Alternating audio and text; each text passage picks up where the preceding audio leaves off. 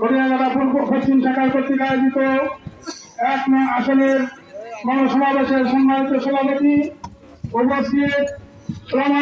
গ্রাম এবং নেতৃবৃন্দ, আমরা দীর্ঘদিন ধরে দেখছি ৫৪ বছর স্বাধীনতা সমাজ পেরিয়ে গেল,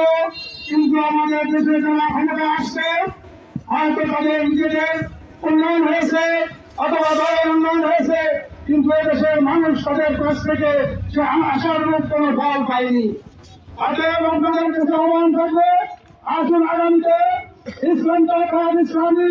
দলকে ক্ষমতায় আনি, হাত থেকে একবার ক্ষমতায় এনে আপনাদের প্রতি আহ্বান থাকবে,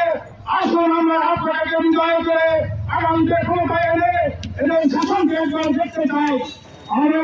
নিশ্চয় করেছিলেন শুক্রবার আপনাদের কাছে আসবে না, আপনারা যদি ধরেন আপনাদের থাকতে হবে, আমরা আমাদের ক্ষমতা নিয়ে ইনশাল্লাহ আমরা সবাই হাত থেকে বিজয় করি, আগামী দিনে ইসলামকে বিজয় করি, ইসলামের শক্তিকে বিজয় করি, এই আহ্বান